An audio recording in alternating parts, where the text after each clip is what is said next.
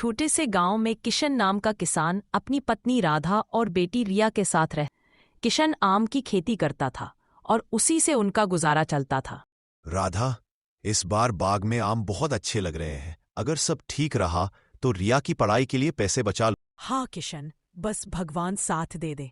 हमारी एक ही तो बेटी है, उसे खूब पढ़ाना। हाँ, मैं तो चाहता हूँ कि रिया जितना पढ़ना चाहे उतना पढ़े। बाबा, मैं तो डॉक्टर बनूंगी।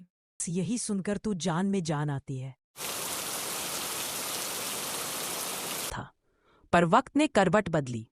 जब फसल तैयार हुई तो मुसीबत भी साथ अरे राधा, ये क्या हो गया? देखो तो, आमों में कीड़े लग गए हैं। क्या? कैसे लग गए कीड़े? तुम तो रोज देखभाल करते थे ना। सब खत्म हो गया राधा, सारे फल सड़ गए। अब कोई खरीदेगा नहीं इन्हें। घर का खर्च, रिया की पढ़ाई, सब रुक जाएगा। मत रखो किशन, मैं कुछ करती हूँ। गांव के जमींदार के घर खाना बनाने का काम कर लेंगी।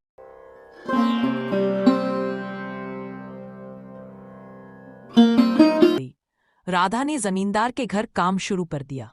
वहां एक पुरानी नौकरानी थी, चालाक और ईर्ष्यालु। अरे राधा, सारा दिन काम करती रहती हो, थोड़ा बहुत निकाल कर खा लिया कर। मालकिन को क्या पता चलेगा? नहीं बहन, ये गलत है। बिना पूछे कुछ भी खाना चोरी है।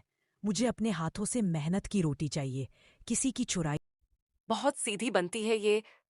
अब देखती हूँ इसे यहाँ टिकाती कैसे हूँ। राधा की ईमानदारी देखकर जमींदार की बीवी उसे बहुत पसंद करने लगी। वो अक्सर राधा को खाने का सामान दे देती थी। राधा, तुम्हारी बेटी बहुत होशियार लगती है, इसे स्कूल क्यों नहीं भेजती?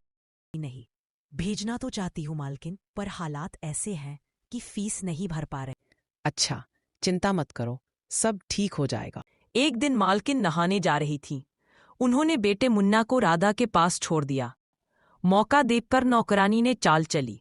अब देखती हूँ राधा को नौकरी से कैसे निकाला जाता है। जा बेटा, खेल ले बाहर। उसे नहीं पता था कि रिया वहीं आंगन में बैठी किताब पढ़ रही है। रिया दौड़ी और बच्चे को गोद में उठा लिया। तभी सामने से एक गाड़ी आ रही थी। हे भगवान, मेरा बेटा, क्या हुआ रे? मालकिन, मुन्ना अकेला बाहर सड़क की तरफ जा रहा था। अगर मैं देर करती तो हादसा हो जाता। मालकिन, चिंता मत कीजिए, अब सब ठीक। रिया, तुमने मेरे बेटे की जान बचाई है। राधा, तुम्हारी बेटी बहुत नेक और समझदार है। मालकिन ने उसी वक्त एक बड़ा फैसला लिया। राधा, आज से तुम्हारी बेटी की पढ़ाई का सारा खर्च मैं उठाऊंगी। स्कूल से लेकर कॉलेज तक जो भी खर्चा होगा मैं दूंगी। मालकिन, आप तो हमारे लिए भगवान बनकर आई हैं। हम ये एहसान कभी नहीं भूले। एहसान नहीं राधा, तुम्हारी बेटी ने मेरे बेटे की जान बचाई है। अब जाओ, कल से इसे स्कूल भेज दो। राधा खुशी खुशी घर लौट और सारी बात किशन को बताई। उनकी आंखों में उम्मीद लौट आई। देखा राधा, कहा था ना, भगवान सब ठीक कर देगा। अब हमारी रिया फिर से पढ़ेगी। हाँ बाबा, अब मैं फिर से स्कूल जाऊंगी। ईमानदारी और नेकी कभी खाली नहीं जाती।